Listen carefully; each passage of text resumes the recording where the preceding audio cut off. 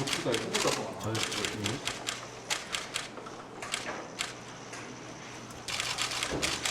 안녕하세요. 오늘 나경원 대표께서 6.25 맞아서 핵무장론 주장하고 나섰는데 어떻게 생각하실까요?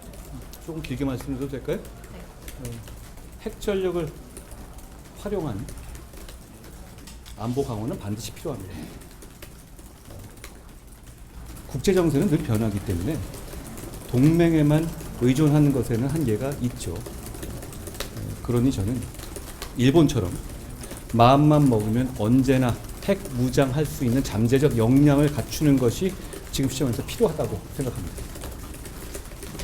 농축 재처리 기술 같은 것을 보유하는 방법 등으로 말이죠. 그건 한미 원자력 협정 개정은 필요합니다만 저희가 잠재력을 갖추는 것 정도가 국제 제재의 대상이 되지는 않습니다. 그러니까 현실적으로 실효적인 방안이라고 생각합니다.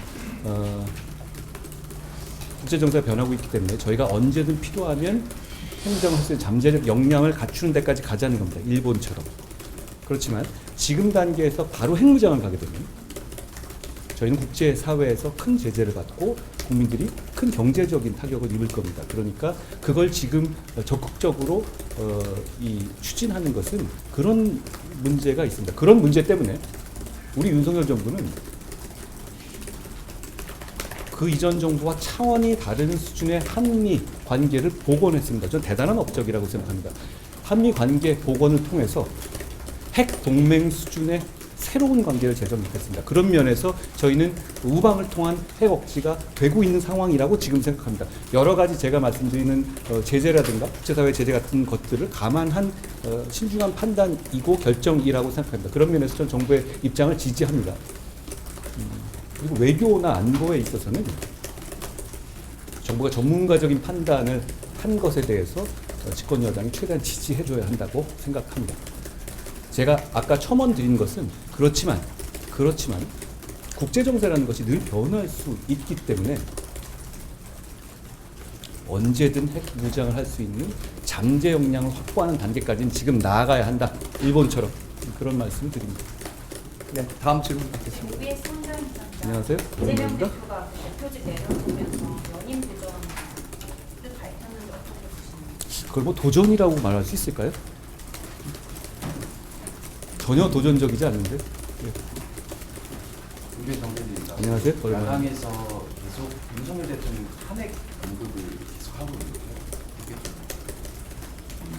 그런 식의 비정상적 임기 단축은 국민들에게 피해가 옵니다.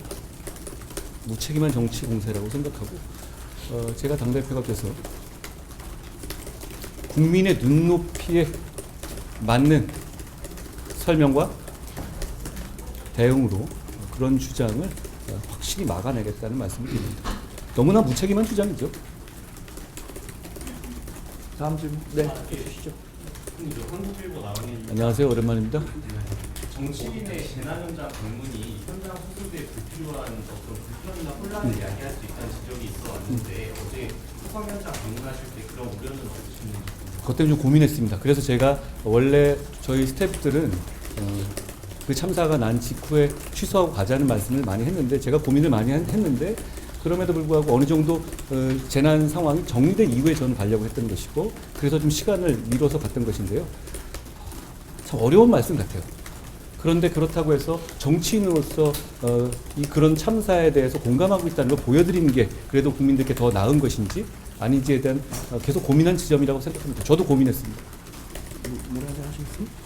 오빌스 이훈총 기자입니다. 오랜만입니다. 오랜만입니다. 네, 다른 게 아니고 우리 위원장님께서 제3자 추천, 그러니까 최상병 특검 관련해서 말씀 주셨는데 현재 당권 경쟁 주자들도 그 부분에 대해서 문제를 제기하고 있고 당내에서도 좀 반발되는 모습이 보입니다. 실질적으로 설득할 과정이 필요한 것 같은데 어떻게 설득하실지에 대한 이야기 듣고 싶습니다. 저는 일단 우선 그것이 민심을 최소한으로 따르는 길이라는 점을 먼저 말씀드립니다. 그걸 전제로 해놓은 상태에서 전략을 한번 말씀드려보죠. 그럼 어떻게 하겠다는 거죠? 어떻게 하겠다는 거죠? 거부권을 행사한 이후에 재의결이 됐었을 때 이 정도의 합리적인 대안을 제시하지 않은 상태에서 과연 거부권을 재의결하는 것을 막을 자신이 있습니까? 저는 이런 겁니다.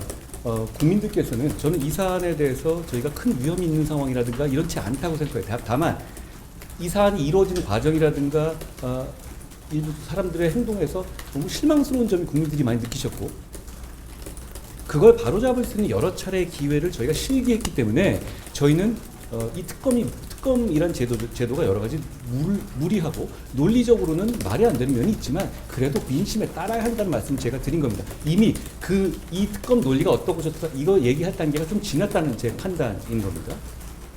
그러면 국민들께서는 이렇게 보실 겁니다. 지금 이렇게까지 온 상황에서 특검을 찬성하는 세력과 특검을 무조건 반대하는 세력 이렇게 보시고 있지 않았습니까? 저는 이거 우리 정치 세력으로서 국민들의 공감을 받기 어렵다고 생각해요. 자, 제가 제안함으로써 이렇게 됐습니다. 민주당이 고르는 특검을 추진하는 세력과 제3자 대법원장이 고르는 특검을 추진하는 세력과 이 어떤 걸 선택하시냐 문제. 저는 이 선택은 대단히 간명하고 쉬울 거라고 생각하는데요. 그리고 우리는 공당이고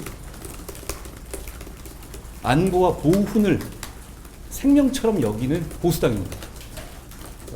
이 사안은 단순한 죽음이 아니라 젊은 청년 장병이 의무 복무 중에 돌아가신 사안이기 때문에 저희가 더 적극적으로, 더 반성적으로, 더 나서서 진실을 규명하고 재발 방책을 마련해야 한다고 생각합니다. 보수 정당에 우리의 지지자들이 바라는 건 바로 그겁니다. 총선에 참패한 시점에서 저희는 변화하는 모습을 보여야 하는 것이고 제가 그 계기가 되겠습니다. 머니투데이 박상곤입니다. 안녕하세요.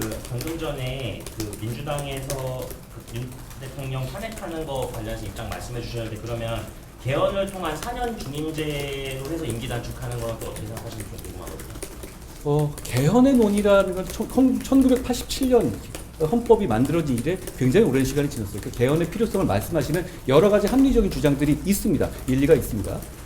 그런데 이런 정도로 정치적인 뜨거운 시점에 개헌 논의가 돌아오면 모두가 정치 싸움에 휘말리게 됩니다.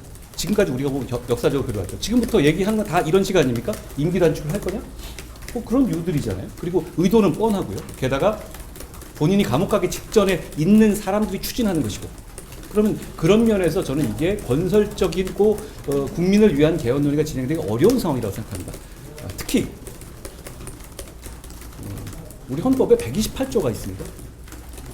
128조를 보면 제가 숫자를 잘못 말할 수도 있습니다. 아마 맞을 거예요. 128조를 보면 임기 단축이라든가 그런 개헌 논의는 그 헌법 개정 당시에 대통령에게 적용하지 않는다는 조항이 있습니다. 물론 그것까지도 바꿔버리자고는 할 말은 없는데 그것이 대한민국 헌법 정신입니다. 그게 어떤 다수당이 의회를 차지해서 국민들이 선출한 대통령의 임기를 다수의 힘으로 마구 바꾸지 못하게 하겠다는 헌법 정신, 나라의 계속 지속 가능성과 국민들에게 안정성을 들리겠다는 헌법 정신입니다. 그 점을 고려해야 된다고 생각합니다. 그러니까 말씀하신 임기 단축을 해서 지금의 임기를 줄이는 방법으로 헌법을 개헌하겠다? 저는 그 헌법 정신에 반한다고 생각하는데요. 다른 논의로 이 권력 구조나 지금 AI 시대라든가 새로운 기술 시대에 맞는 헌법적인 개정이 필요하다. 그런 논의는 얼마든지 가능한 것이고 그걸 건설적으로 논의해야 합니다. 그런데 야당이 말하는 논의는 그게 아니지 않습니까? 끌어내리겠다는 것. 탄핵을 주장하는 것과 이름만 바꾼 것 아닌가요? 그런데 그건 헌법적으로도 헌법 정신에도 반하는 것이다 라는 말씀드립니다. 위원장님, SBS 안희정 오랜만입니다. 어제 한 매체에서 대통령실 관계자 인용해서 특검법 의견과 관련해 한동훈 후보가 안면을 넘어서 전륜이다 이런 좀 격한 표현까지 등장했는데 어떻게 생각하세요?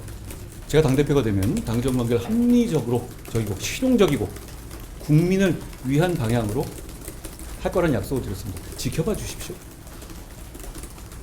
위원장님 최상병 특검 같은 제시하지 안 같은 경우요 당신보다 민심을 택한 선택이나 이런 평가가 있는 거죠. 당신도 동의하실 거라고 생각합니다. 왜냐?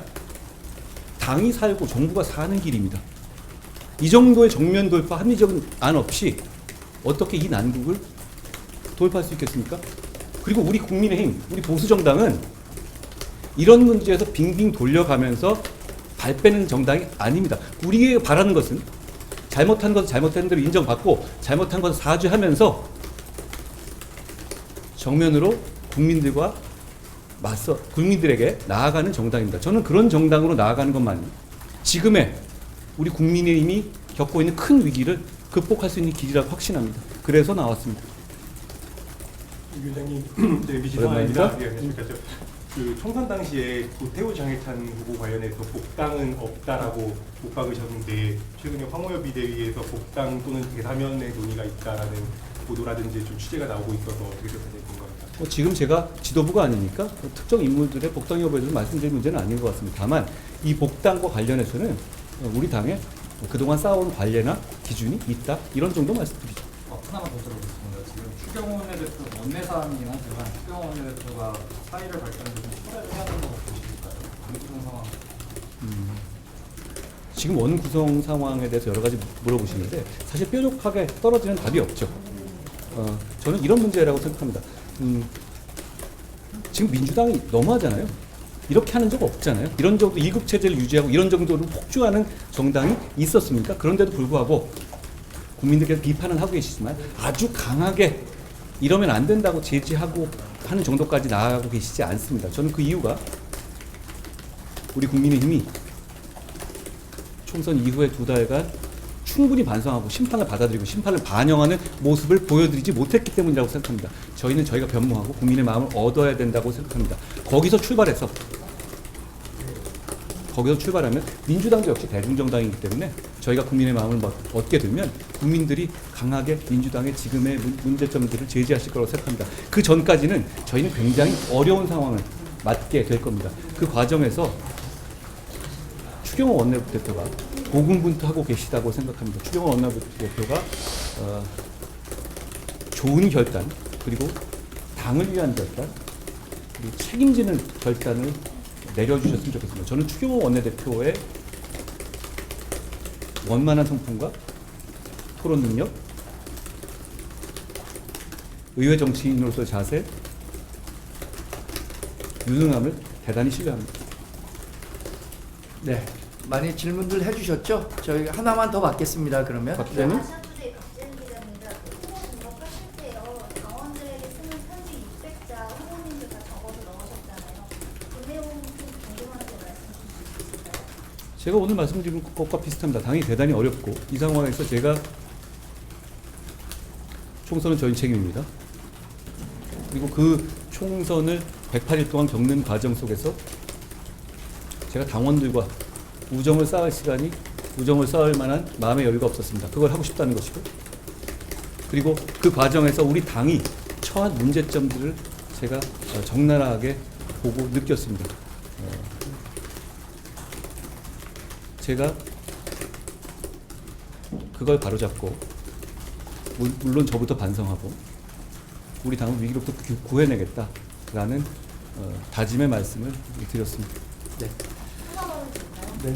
대리랑 오셨습니다. 안녕하세요. 어제랑 이어 오늘도 사무처 당직자들과 인사를 하시기로 했는데 혹시 특별한 이유가 있으실까요? 저는 우리 당의 기둥이 우리 훌륭한 당뇨들이라고 생각합니다. 당은 우리 당뇨들을 여러분들은 저희 같은 사람만 보시지만 실제로 우리 당을 실제로 움직이고 우리 당을 강하게 만들고 유능하게 만드는 것은 사무처의 당직자들입니다. 당연히 제가 먼저 찾아뵙고 어떤 이유로 당대표에 나서는지를 설명드리는 것이 맞다고 생각합니다. 이 정도 할까요? 네, 고맙습니다.